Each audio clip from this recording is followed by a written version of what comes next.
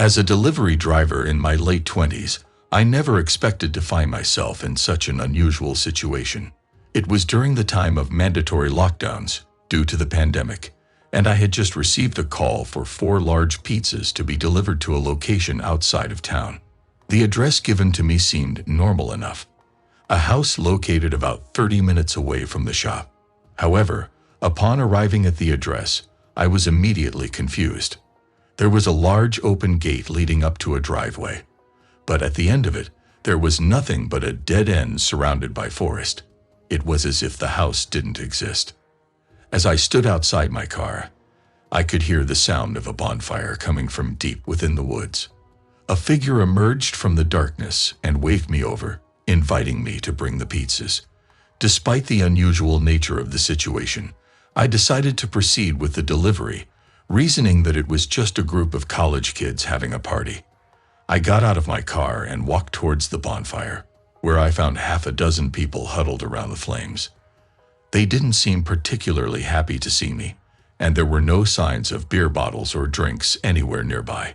It was as if they had set up camp in the middle of nowhere, just for the sake of having a bonfire. I held up the pizzas awkwardly, hoping someone would take them and pay for them. However, no one seemed interested in doing either. Instead, they just stood there, staring at me. The eerie feeling of being surrounded by these strangers grew stronger with each passing second. I tried to ask for payment, but before I could even get the words out, a man walked over and took the pizzas from me. He handed them off to someone else, and I quickly turned around and started walking back to my car. As I looked back, I saw more people emerging from the forest, their faces obscured by the darkness. My heart raced as they approached the bonfire, their movements strange and unsettling. I didn't even bother to check if anything was missing from my car before speeding away as fast as I could. It wasn't until I was back at the shop that I realized how suspicious the whole situation was. I told my manager what had happened, and he understood, but even he couldn't explain why these people would order pizzas and then just disappear into thin air. In the end, I called the police to investigate the group's strange behavior. When they arrived, there was no sign of them anywhere, except for the still burning bonfire. It was as if they had vanished into thin air. The mystery of that night remains unsolved, and it's likely that it will forever be a part of my delivery driver career that I'd rather forget.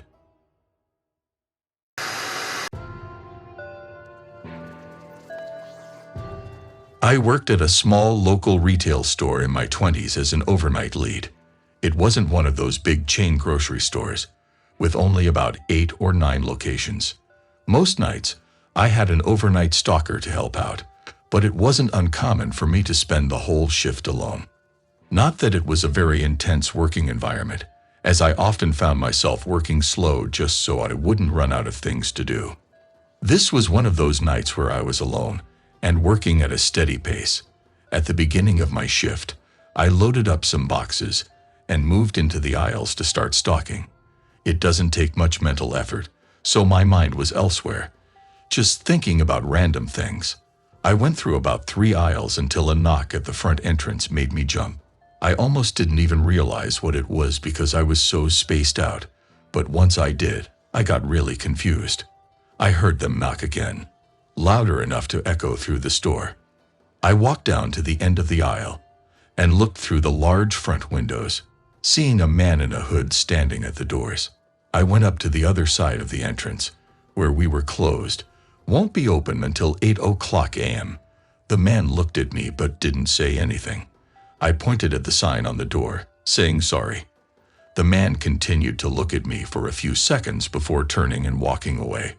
I watched him walk until I couldn't see him anymore, but it didn't look like he had parked anywhere.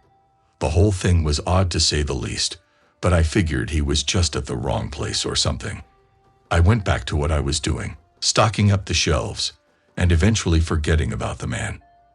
By 2 a.m., I had gotten through half of the aisles and was ready to take my lunch break. I left the boxes where they were and went to the break room on the other end of the building. I was in there for probably a good half hour before tossing the rest of my lunch and going back to work. As I walked through the store, I noticed a man walking past the other end. He looked like he was just walking across the store, not having noticed me. I froze in place, feeling an instant rush of fear, now listening intently. I could hear the man's footsteps move toward the side of the building I'd just come from. So I moved into the aisle and hid behind the shelves. The footsteps sounded like they went toward the break room, but just before I left the aisle to try and run and get help, I heard the man rushing out of the room. The footsteps were now sprinting through the store, getting closer and closer. I ran for the other end of the aisle, looking back and seeing the man turn in and start running at me. I ran for the front door, getting my keys out and trying to unlock it with shaky hands.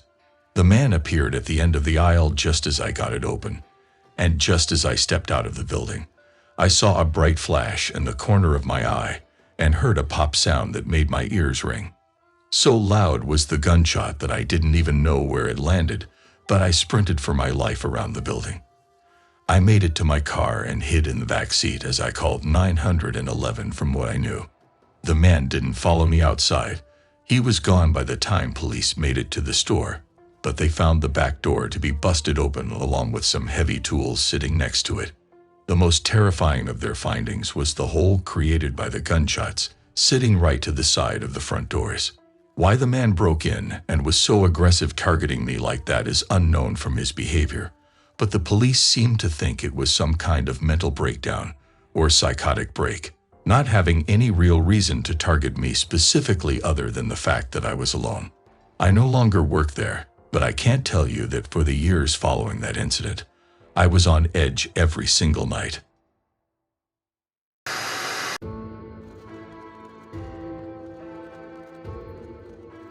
I work from home for a cybersecurity company, which isn't as exciting as it might sound. I have to be online overnight from 10 p.m. to 6 a.m. scrolling through files full of code to see if anything is a possible threat. It's extremely boring, and when paired with the overnight shift, it makes for a struggle every night to stay awake. One night, just a few weeks ago, I was up at 2 a.m. working and feeling the weight of my eyes. I pushed through the sleepiness for a while, checking my phone over and over, hoping the time had somehow skipped forward at 2:40 a.m. Though I took a break and decided to order some food to get myself some fuel for the remaining 3 hours of my shift. I opened up Uber Eats and my only real option was Taco Bell, so I sent in an order and got up to get something to drink as I walked through the house with only the hallway light on. I woke up sometime and realized it was raining outside. I looked out the front window and was surprised at how hard the rain was coming down, given I had been so oblivious to it while working. My first thought was how I just ordered for delivery, and I felt really bad for basically making someone run through the rain for my own convenience. I checked my phone and saw that the order was already received, so I sat on the couch and waited for them to show up. After about 10 minutes, I was notified that they had picked up the order, so I watched the map on Uber Eats as the car made their way across town and eventually into my neighborhood. Once they were a minute away, I put my phone down and opened up the front door so we could make the exchange as quickly as possible. I stood at the open door, staring at the end of the road where they should have been coming from, but another 5 minutes went by without seeing any cars. I picked up my phone again and checked the map, but their car was still in my neighborhood, and when I zoomed in, I realized they were right around the corner, just before the turn onto my street. I looked outside again, but didn't see any lights from their car. My rightful reaction was that they probably had the wrong house or couldn't see the address numbers through the rain, so I tried calling them a few rings later, but they rejected it. I tried again, but had no luck. Unsure of what exactly was going on, I stayed at the door and waited. I want to say 5 more minutes went by before I tried to contact them again. I called and this time it rang for a while, but then they answered. I asked where they were and if they needed help finding my house, but as I listened for their response, all I heard from their side was the crackling sound of rain pouring down. After another few seconds, I hung up feeling really weird about that call. I checked the map one more time, and at first, it hadn't updated, but when it did, It showed them right outside my house.